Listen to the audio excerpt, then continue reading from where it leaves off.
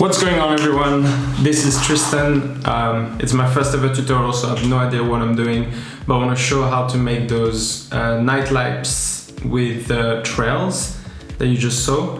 So we're going to see how to set up the time lapse, how to edit the photos into Lightroom, how to make the trails in StarStax, and then how to make the final time-lapse video in Final Cut Pro, but you can do any video software that you like. So let's get started. So let's talk about the time-lapse settings. So you want to be on a tripod at night, obviously, clear sky. My ISO was at 4000, which is way too high. I don't recommend going above 2000. And using 4000 just introduced a lot of noise, which I had to edit. The shutter speed was at 15 seconds with 20-second intervals between photos. So like actually 5, because the photos were taking 15 seconds to be taken. F2.8, 28mm. Usually you want to have the widest aperture that you can and the widest focal length as well that you can. The white balance, very important on incandescent to get those like very bluish tones at night. And that's it. So regarding the edit, import all of your photos into Lightroom, and they're all here at the bottom for me. I got 128, which should make about 4 seconds of time-lapse video at 30 frames a second. So this is the raw photo, and I kind of messed up because I put my ISO way too high at around 4000, and that introduced a lot of noise in the photo. So the goal of the edit was mainly to make the Milky Way pop a little bit and to get rid of the noise. So that's the before and after. I did some minor correction to the exposure, contrast, boosted the highlights. I found that texture was bringing a lot of noise, so I turned that down a little, and then clarity and dehaze were helping the Milky Way pop a little bit. Boosted the vibrance, turned down the saturation, didn't touch the tone curves. In the color panels, I modified the aqua to make it a little bit more green, because I just thought I liked it. It's just whatever you feel like here, really. And then I touched the blues a little bit. Here's the noise reduction that I did. It's quite heavy, but if you see the before and after, it kind of works. It makes the image looks a bit softer, but I don't mind it. It just does the job, I guess. And then those are the calibration settings that I applied. So once you're happy with your edit, you can copy and paste these settings to all the other pictures and then export them into a separate folder. Next, you want to go and download a software called StarStax, and it's free, available for Mac, Windows, and that will allow us to make and blend the trails. So just download this and then open it. This is it. You import your photos with that button, and those are the edited ones. So we'll go ahead and do that. Then, so here they all. Then you want to come here in blending mode and tick comet mode. What this do is it'll blend each image one after the other to create those kind of trails, comet trails. So you play with those settings. You can render a few images to try out like what works best. But I found that for this one, just having long trails was looking the best. And then you want to make sure you tick save after each step. What that does is, instead of saving a final image that's all of your photos blended into one, you'll save like the incremented blended photos at each step. Make sure you create a separate folder. I'll call it edited trails tutorial. Select it, and then you press this button to start processing and rendering the images. We'll speed that up, I think.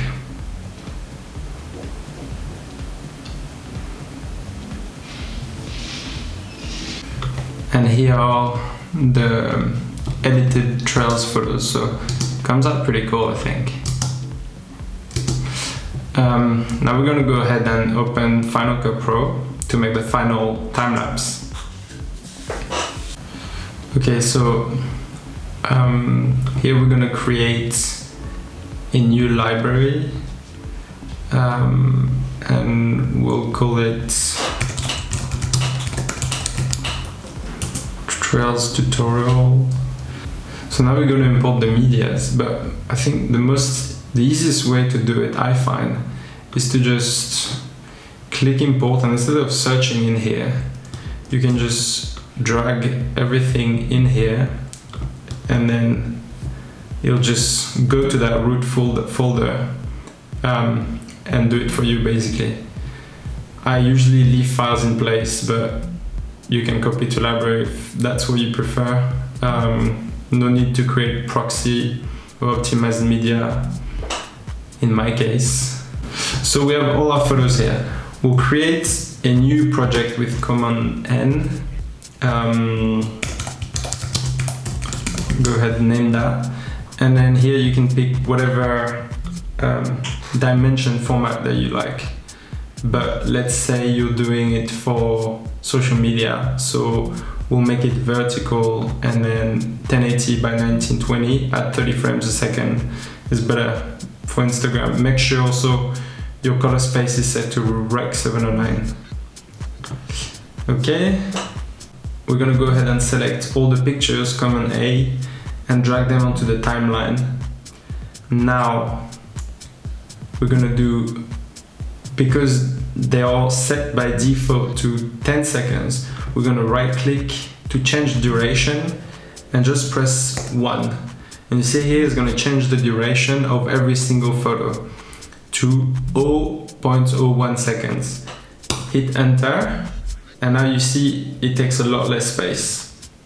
Now, to make it a bit cleaner and to make it easier to adjust the scale and the speed of it, we're gonna right click onto this and make them into a compound clip. That will just put them all together into a single clip.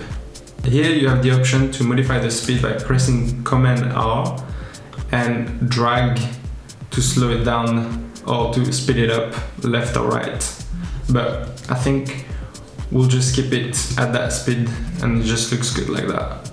You can see it's not fully rendered, it's a bit laggy. Next step, we're gonna go ahead and scale that up so that it fits the entire frame. About 269 will do.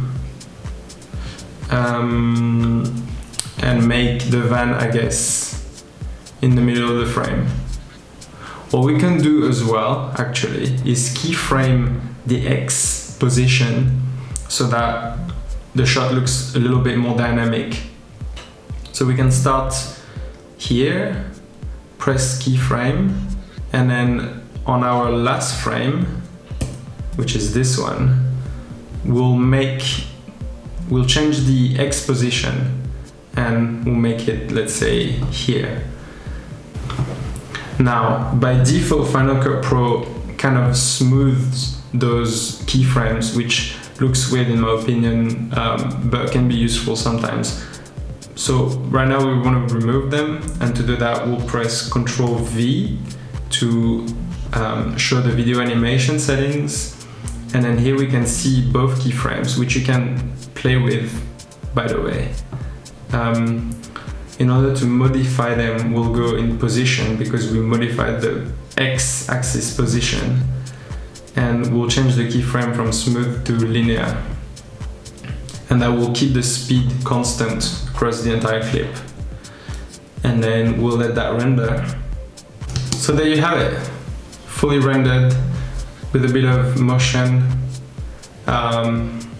You could go ahead as well, I usually do that, I spend quite a bit of time doing sound design, but we won't do that today, to kind of add a little bit of depth and atmosphere, I guess, to the clip.